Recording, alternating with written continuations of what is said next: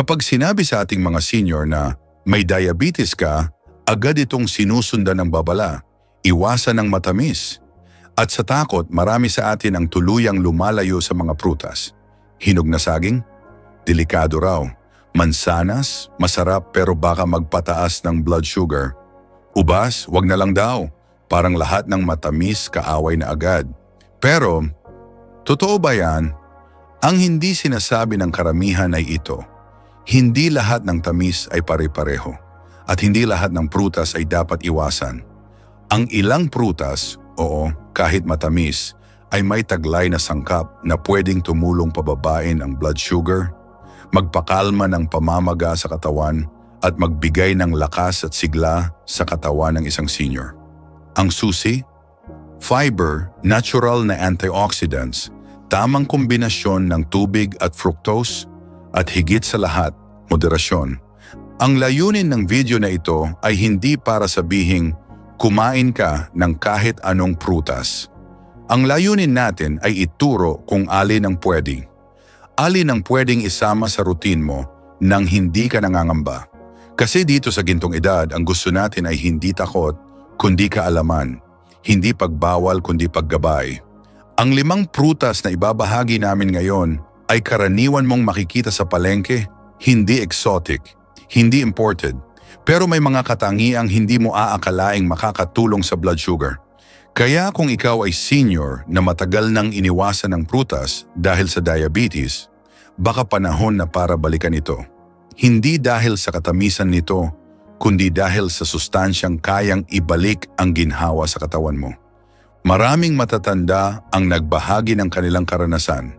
Simula nang isama nila ang ilang piling prutas sa kanilang almusal, napansin nila na mas maayos ang kanilang pagdumi, mas kalmado ang kanilang pakiramdam, at unti-unting naging mas balanse ang kanilang enerhiya sa maghapon. Ang simpleng hiwa ng prutas, kapag tama ang pagpili at pagkain, ay maaaring maging kaalyado mo sa bawat araw. Kaya bago tayo magpatuloy, may tanong ako sa iyo. Anong prutas ang kinatakutan mong kainin simula nang nagka-diabetes ka? Mansanas ba? Ubas? Saging? Ikwento mo sa comment section. Dahil baka ang takot mong iyan ay takot din ng iba. At ang kwento mo ang siyang maging lakas nila. Ngayon, huminga ka ng malalim, buksan ang isipan, at alalahanin mo, ang kalusugan ay hindi tungkol sa paglayo sa lahat ng masarap. Minsan, nasa tamang pagpili ang tunay na pag-aalaga sa sarili. Tara, simulan na natin ang unang prutas. Isang strawberry, matamis pero matalino. Si Aling Nerissa ay 72 anyos. Sa loob ng 5 taon, mula nang siya'y madiagnose na may type 2 diabetes, halos hindi na siya lumapit sa kahit anong prutas na may tamis. Baka tumaas ang sugar ko, ang laging dahilan. Pero isang araw, habang nililinis ang lumang photo album, natagpuan niya ang litrato nila ng asawa niya. Nakangiti habang kumakain ng strawberry sa isang picnic sa Baguio. Mula noon, nagdesisyon si Aling Nerissa na subukan ulit ang prutas na minsang nagpapaalala ng saya. At laking gulat niya, hindi lang alaala ang naibalik, kundi pati ang ginhawa sa katawan. Hindi alam ng marami, pero ang strawberry ay isa sa mga prutas na may mababang glycemic index. Ibig sabihin, hindi ito mabilis, nagpapataas ng blood sugar. Ayon sa pag-aaral mula sa American Journal of Clinical Nutrition, ang regular na pagkain ng strawberries ay maaaring makatulong sa pag-regulate ng insulin response. Ito ay dahil sa taglay nitong anthocyanins, isang uri ng antioxidant na nagbibigay din ng matingkad na pulang kulay sa prutas na ito. Sa bawat kagat, hindi lang tamis ang makukuha mo. May fiber din ito na tumutulong sa digestion at nakakatulong para sa mga seniors na may problema sa pagdumi. Ang isang tasa ng sariwang strawberry ay may halos 3 gramo ng fiber at mababa sa calories. Isang merienda na hindi mabigat sa tiyan pero malaki ang naitutulong sa katawan. Bukod sa pisikal na benepisyo, may emosyonal ding epekto ang pagkain ng strawberry. Ang pamilyar na lasa nito ay madalas nagbabalik ng masasayang alaala. Summer sa probinsya, family reunion, o simpleng handaan kasama ang mga apo. At para sa mga senior na kadalasang nakakaramdam ng lungkot o pangungulila, ang ganitong uri ng sensory memory ay napakahalaga. Pero paano ito kainin ng tama? Ang payo ng mga doktor, huwag kainin ng mag-isa ang strawberry kung may diabetes ka. I-pair ito sa protina tulad ng plain Greek yogurt o ilang piraso ng almonds. Sa ganitong paraan, bumabagal ang pag-absorb ng asukal sa dugo at tumataas ang pakinabang. Isa pa, huwag abusuhin, tamang dami lang, mga 5 hanggang 8 piraso kada kainan. May mga doktor sa Pilipinas at Amerika na nagsimulang irekomenda ang strawberry bilang bahagi ng Smart Fruit Choices para sa mga may diabetes, hindi dahil gusto nilang ibalik ang lahat ng tamis sa pagkain, kundi dahil gusto nilang bigyan ng mas matalinong alternatibo ang mga pasyente. Dahil ang solusyon ay hindi laging paghihigpit, minsan nasa tamang pagpili lang. Kaya kung ikaw ay tulad ni Aling Nerissa na minsang umiwas sa strawberry dahil sa takot, baka panahon na para bigyan mo ito ng panibagong pagkakataon. Hindi mo kailangang bumalik sa matatamis na cake o soft drinks. Pero kung may isang bagay na pwedeng magbigay ng konting saya sa iyong araw, konting nutrisyon sa iyong katawan at konting alaala sa iyong puso, bakit hindi? Subukan mong isama ang ilang strawberry sa iyong almusal bukas. Ilagay sa ibabaw ng oatmeal o ihalo sa malamig na tubig na may kaunting mint. Simulan mo sa maliit pero tiyak kong mararamdaman mo ang kaibahan. Hindi lang ito tungkol sa prutas. Ito ay tungkol sa muling pagtitiwala sa sarili mong katawan at sa mga bagay na minsang inakala mong dapat iwasan. Dalawang grape, maliit pero makapangyarihan. Sa unang tingin, parang hindi mo aakalain na ang maliit na ubas ay may taglay na malaking kapangyarihan.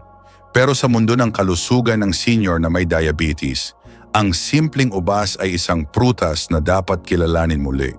Hindi man ito mukhang gamot, pero ayon sa siyensya at karanasan ng marami, ito ay may kakayahang tumulong sa katawan sa paraang hindi mo inaasahan. Ang sekreto ay nasa balat ng ubas. Ayon sa mga pag-aaral, ang balat ng ubas ay mayaman sa isang compound na tinatawag na resveratrol. Isa itong natural antioxidant na may kakayahang mapabuti ang insulin sensitivity. Ibig sabihin, mas nagiging mahusay ang pagtugon ng katawan sa insulin. Para sa mga taong lampas sa 60, kung kailan nagsisimula ng bumaba ang natural na function ng insulin, ang epekto nito ay napakahalaga. Isang senior na si Mang Feliciano, 68 anyos, ang nagbahagi ng kaniyang kwento. Matagal siyang umiiwas sa ubas dahil sa tamis nito. Pero isang araw, habang nasa grocery, napabili siya ng ubas para sa kaniyang mga apo. Sa halip na hindi kainin, tinikman niya rin. Tinuloy-tuloy niya ito araw-araw, pero sinabay sa ilang piraso ng keso bilang merienda. Pagkatapos ng ilang linggo, napansin niyang hindi siya madaling mapagod. Mas magaan ang katawan, mas mababa ang craving sa matatamis na soft drinks. Nang ipasuri ang blood sugar, bahagyang bumaba. Bilang merienda, ang ubas ay madaling kainin at dalhin, pero may tamang paraan para ito'y maging kapaki-pakinabang. Una, iwasan ang labis na dami, limitahan sa 10 hanggang 15 piraso o isang maliit na tasa. Pangalawa, i-pair ito sa protina tulad ng almonds, cottage cheese o itlog. Sa ganitong paraan, mas bumabagal ang epekto ng asukal sa dugo at mas tumatagal ang sigla ng katawan. Bukod sa blood sugar, may epekto rin ito sa sirkulasyon ng dugo. Ang resveratrol ay kilalang tumutulong sa pagpapabuti ng daloy ng dugo at pagbabawas ng oxidative stress. Kung ikaw ay nakakaranas ng pananakit ng binti, mabigat na pakiramdam sa gabi, o madaling pamumulikat, ang ubas ay maaaring makadagdag sa solusyon. Hindi ito milagro. Pero kapag sinamahan ng tamang pagkain at kaunting ehersisyo, ito ay may aambag na ginhawa. Sa emosyonal na aspeto, ang ubas ay may hindi mapaliwanag na saya. Marahil dahil ito'y laging kasama sa masasayang alaala, handaan, outing, o simpleng bonding sa kusina. Kaya ang pagbabalik nito sa iyong mesa ay hindi lang pampalusog, kundi pampasaya rin. Kung nais mong subukan, pwedeng gumawa ng simpleng snack box, ilang pirasong ubas, kaunting mani o keso, at malamig na tubig na may pipino. Madaling dalhin, mabilis kainin, at hindi nakaka-guilt. Tandaan lang, huwag sobrahin, huwag hayaang mainit sa araw. Mas mainam kung malamig at presko ito kainin. Ang ubas ay paalala na hindi lahat ng matamis ay kailangang katakutan. Minsan, nasa paraan ng pagkain ng susi. Kaya sa susunod na makita mo ito sa palengke, huwag na agad umiwas. Tingnan mo muna ng may bagong pananaw dahil ang maliit na ubas maaaring magdala ng malaking ginhawa. 3 mansanas tahimik pero tagapagtanggol. Si Ma'am Leticia ay 66 na taon, dating guro sa elementarya at hanggang ngayon ay patuloy pa rin ang pagtuturo bilang tutor sa kanyang mga apo at mga batang kapitbahay. Bagamat retirado na, nananatiling aktibo ang kanyang isip at katawan. Pero may isang bagay na palaging iniingatan ni Ma'am Leticia, ang kanyang blood sugar. Bata pa lamang siya ay may family history na sila ng diabetes, kaya simula't sapul, maingat na siya sa pagkain. Ang mansanas na dati akala niyang simpleng baon lang sa recess ay naging isa sa pinakamaasahan niyang kasama sa araw-araw. Tahimik kung tutuusin ang mansanas. Walang kasing tingkad ng kulay tulad ng dragon fruit o kakaibang hugis gaya ng mangosteen. Pero sa loob nito, may lakas na hindi agad nakikita.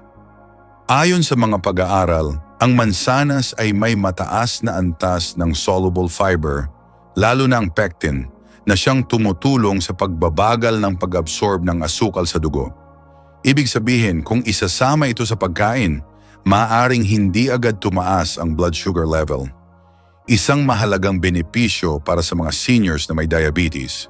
Isa pa, ang mansanas ay may mababang glycemic load. Hindi lang ito tungkol sa kabuang tamis ng prutas, kundi kung paano ito tinatanggap ng katawan. Ayon sa Harvard Medical School, ang mansanas ay kabilang sa mga smart carb dahil sa kakayahan nitong kontrolin ang blood glucose kahit sa maliit na serving. Sa isang medium-sized na mansanas, may humigit kumulang 4 na gramo ng fiber kasama ang vitamina C at ilang polyphenols na anti-inflammatory rin. Pero hindi ibig sabihin ay basta-basta na lang kainin ang mansanas. Ang sikreto ay nasa tamang kombinasyon. Ayon sa ilang doktor, ang pagkain ng mansanas na may kasamang healthy fat o protina, tulad ng isang kutsarang peanut butter o kaunting keso, ay lalong nagpapabagal sa pagtaas ng blood sugar. Kaya't si Ma'am Leticia, tuwing 3:00 ng hapon, ay may merienda plate na may mansanas at peanut butter. Hindi lang ito masarap, nakakatulong din sa kanyang focus habang nagtuturo. May isa ring aspeto ang mansanas na kadalasang nakakalimutan. Ito'y nagbibigay ng chewing resistance. Para sa mga matatanda, mahalaga ito dahil nakakatulong ito sa panga at sa stimulasyon ng laway, na siyang tumutulong din sa digestion. Kung ikukumpara sa ibang malalambot na pagkain, ang mansanas ay hindi lang pampalusog, kundi pati pang ensayo sa chewing muscles. At sa mga panahong nakakaramdam si Ma'am Leticia ng lungkot, may dala rin itong aliw. Simpleng hiwa lang ng mansanas, may konting cinnamon, tapos tahimik akong nauupo sa may bintana habang nagbabasa, aniya. Sa ganitong mga sandali, hindi lang katawan ang napapangalagaan, pati ang damdamin. Kaya kung ikaw ay senior na nais balansehin ang blood sugar pero ayaw mong isakripisyo ang merienda, subukan mo ang mansanas. Tahimik lang ito sa mesa, pero sa loob ng katawan mo, lumalaban, nagtuturo at tumutulong sa iyo araw-araw. 4 na peras, kalaban ng sugar, kaibigan ng kidney. Kapag narinig ang salitang peras, madalas ay hindi ito ang unang prutas na naiisip ng mga tao para sa kalusugan. Pero para sa mga senior na may diabetes o problema sa bato, ang peras ay isang lihim na sundalo. Hindi ito palaban sa itsura, pero sa loob ng katawan, gumagalaw ito sa tahimik at epektibong paraan. Ang peras ay may natural na sorbitol, isang uri ng natural sugar alcohol na hindi nagpapataas ng blood glucose sa bilis ng regular na asukal. Dahil dito, madalas itong nire-rekomenda ng mga dietitian sa mga taong may insulin resistance o prediabetes. Mas mababa rin ang glycemic index nito kumpara sa ibang prutas, kaya't hindi ito nagdudulot ng biglaang pagtaas ng blood sugar. Ayon sa American Diabetes Association, ang peras ay mataas sa fiber, lalo na sa insoluble fiber, na tumutulong sa regular na pagdumi, isang karaniwang problema sa mga seniors. Ang regular na pagdumi ay hindi lang para sa ginhawa. Nakakatulong din ito sa pag-alis ng sobrang asukal at cholesterol sa katawan. Bukod dito, ang peras ay may taglay na potassium na tumutulong sa blood pressure regulation na mahalaga para sa kidney health. Sa usapin naman ng hydration, panalo rin ang peras. Binubuo ito ng halos 84% tubig, kaya kung isa kang senior na hirap uminom ng sapat na tubig kada araw, ang pagkain ng peras ay isa ng masarap at natural na paraan para makatulong sa hydration ng katawan. Bukod pa rito, ang mataas nitong antioxidant content, gaya ng flavonoids at vitamin C, ay nagbibigay proteksyon sa mga cells ng katawan laban sa oxidative stress na posibleng magpalala ng diabetes at mga komplikasyon nito. Ang isang medium-sized na peras ay may taglay na halos 6 na gramo ng fiber na higit pa sa iba pang karaniwang prutas. Dahil dito, nakatutulong ito hindi lang sa panunaw, kundi pati sa mas mabagal na pag-release ng sugar sa dugo. Para sa mga seniors na sensitibo sa blood sugar spike, ito ay malaking benepisyo. Paalala lamang, piliin ang hinog pero firm na peras. Ang overripe na peras ay maaring tumaas ang sugar concentration. Pwede mo itong gawing bahagi ng almusal, isama sa oatmeal, gawing palaman sa tinapay na whole grain, o kainin ng direkta bago magmerienda. Tandaan, simple lang pero epektibo. Isa pa sa madalas kaligtaan, ang balat ng peras. Doon matatagpuan ang malaking bahagi ng fiber at antioxidants. Kaya kung maaari, huwag mo itong balatan. Hugasan lang ng maigi at kainin kasama ang balat para mas kumpleto ang benepisyo. Ngayong alam mo na kung gaano kalakas ang peras sa likod ng tahimik nitong anyo, baka oras na rin para tingnan mo ang sariling prutas sa mesa. May prutas ka ba na matagal mo nang hindi binibigyang pansin? Pero baka siya pala ang susi sa lakas mo ngayon. Ibahagi mo rin kung anong prutas ang pinaka-pinapaboran mo sa pang-araw-araw. Baka makahanap ka ng kapwa senior na may parehong estilo ng pagkain at doon nagsisimula ang bagong inspirasyon. 5 granada, prutas na mukhang alahas pero mas mahalaga pa sa ginto. Ang granada o pomegranate ay isa sa pinakakakaibang prutas sa mundo. Mapula, butil-butil at parang maliit na kahon ng mga alahas sa bawat kagat. Pero para sa mga senior na may diabetes, ang tunay na yaman nito ay hindi lang nasa itsura, kundi sa taglay nitong nutrisyon. Unang-una, mataas ang granada sa antioxidants, partikular ang punicalagins at anthocyanins. Ayon sa mga pag-aaral, ang punicalagins ay may malakas na epekto sa pagprotekta sa pancreas at sa mga blood vessels laban sa oxidative stress, isang kondisyon na lumalala sa mga taong may type 2 diabetes. Sa madaling salita, tinutulungan nitong pigilan ang unti-unting pagkasira ng organs na dulot ng sobrang blood sugar. Hindi lang yon. May taglay ding polyphenols ang granada na nakatutulong sa pagpapababa ng insulin resistance. Ibig sabihin, mas gumaganda ang kakayahan ng katawan na gamitin ang insulin ng maayos, isang napakahalagang aspeto para sa mga senior na hirap ng kontrolin ang kanilang sugar. Ayon sa Journal of Nutritional Biochemistry, ang regular na pag-inom ng fresh pomegranate juice sa loob ng 2 linggo ay nagpapakita ng pagbaba sa fasting blood sugar levels. Ngunit dapat tandaan, hindi lahat ng juice ay pare-pareho. Iwasan ang bottled o sweetened pomegranate juice sa supermarket. Ang natural na katas ng granada nang walang halong asukal ang tunay na makakatulong. Bukod sa sugar control, may bonus pa ito para sa puso. Ang granada ay may natural na anti-inflammatory at blood pressure lowering properties. Para sa mga senior na may comorbidities tulad ng high blood pressure at high cholesterol, isa itong prutas na tumutulong sa kabuuang kalusugan, hindi lang sa diabetes. Pero paano ba ito kainin? Maraming seniors ang iniiwasan ng granada dahil sa butil nito. Pero kung ito ay pipigain sa katas o ihalo sa yogurt, salad o oatmeal, mas nagiging accessible ito. Ang bawat kutsara ng butil ng granada ay may tamang balanse ng sweetness at acidity na hindi nagpapabigat sa pancreas. At tandaan, kahit may natural na tamis, ang granada ay may low glycemic index, kaya hindi ito nagpapabilis ng blood sugar spike. Isa pang hindi alam ng karamihan, ang granada ay may positibong epekto rin sa kidney function. Ayon sa National Kidney Foundation, ang potassium at antioxidants ng granada ay tumutulong sa pag-regulate ng fluid balance sa katawan. Kung ikaw ay senior na may early stage kidney issues kasabay ng diabetes, ito ay isang prutas na pwedeng i-integrate sa tamang dami. Ngayon, kung hindi ka pa sanay sa lasa ng granada, subukan mong ilagay muna ito sa maliit na bahagi ng iyong almusal o kaya ihalo bilang topping sa ginisang gulay o kahit sa fish fillet. Hindi lang ito pang dessert, kundi pang araw-araw na kasama sa balanced meal.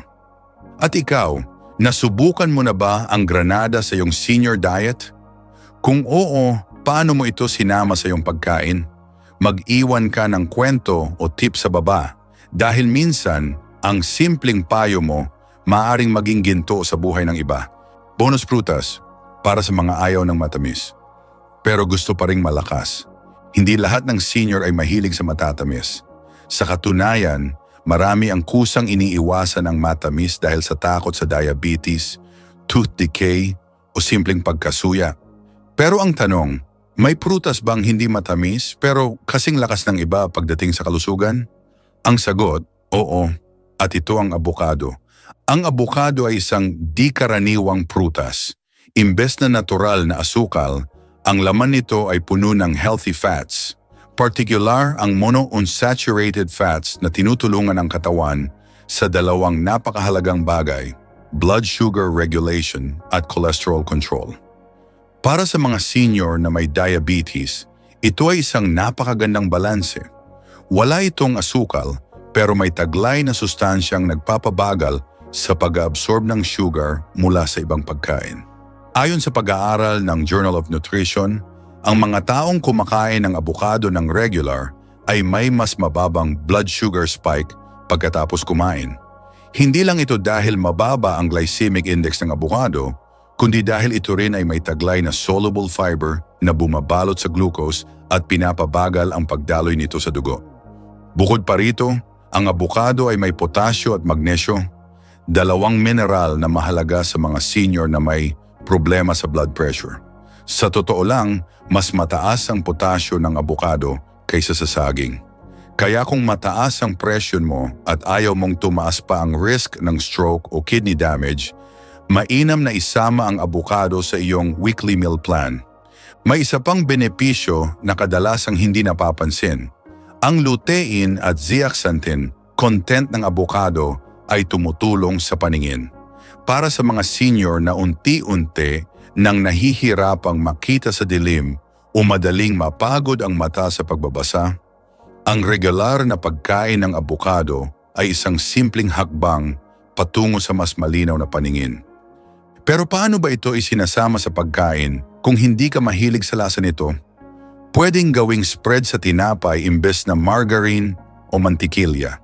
Pwede rin itong isama sa itlog, ihalo sa sinangag o gawing guilt-free dessert kung isasama sa kakanggata at chia seeds.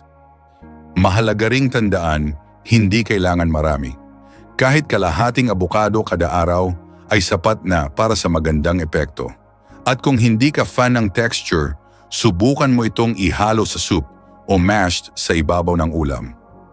Sa mga kagaya mong matalino sa pagpili ng pagkain, minsan ang hindi matamis, siya pang nagbibigay ng pinakamatamis na resulta sa kalusugan. Kaya kung ikaw ay senior na iniiwasan ng dessert, baka panahon na para kilalanin ang abukado bilang bagong kaibigan sa hapag. Bonus prutas number 2, mansanas, matamis, pero hindi nakakatakot. Para sa mga senior na naghahanap ng matamis pero ligtas na prutas, walang tatalo sa mansanas. Simple man sa paningin, ang mansanas ay isang prutas na siksik sa benepisyo lalo na para sa may diabetes at mataas ang kolesterol. Isa ito sa iilang matamis na prutas na may low glycemic index, kaya hindi ito nagpapabilis ng pagtaas ng blood sugar. Ang sikreto ng mansanas ay nasa taglay nitong soluble fiber, partikular ang pectin. Kapag kinain ng mansanas, ang pectin ay tumutulong sa pagsipsip ng asukal mula sa ibang pagkain.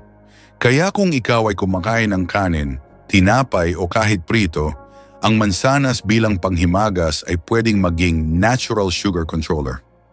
Ayon sa isang artikulo sa Harvard Health Publishing, ang regular na pagkain ng mansanas ay konektado sa mas mababang risk ng type 2 diabetes.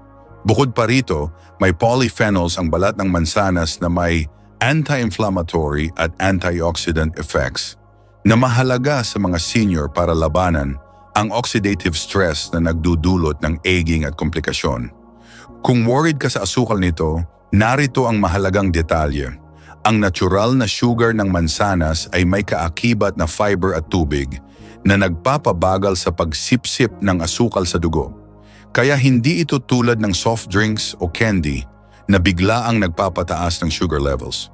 Sa katunayan, isang maliit na mansanas kada araw ay sapat na para sa benepisyo at hindi kailangang iwasan. Bukod sa blood sugar, ang mansanas ay may epekto rin sa gut health. Ang fiber nito ay nagsisilbing prebiotic na nagpapakain sa good bacteria sa bituka. At kapag malusog ang bituka, mas malakas ang immune system, mas maayos ang pagtulog, at mas magaan ang pakiramdam. Pwedeng kainin ang mansanas bilang snack, isama sa salad, o gawing fruit topping sa oatmeal. Pero tandaan, huwag balatan. Ang balat ng mansanas ang may pinakamaraming polyphenols. Hugasan lang ito ng maigi at kung maaari, piliin ang organic o lokal na variety. Kaya kung matamis ang gusto mo, pero takot ka sa epekto sa katawan, ang mansanas ang sagot. Isa itong simpleng prutas na hindi nagmamayabang, pero palihim na tumutulong sa katawan araw-araw. Malusog na hinaharap depende sa iyong hapagkainan.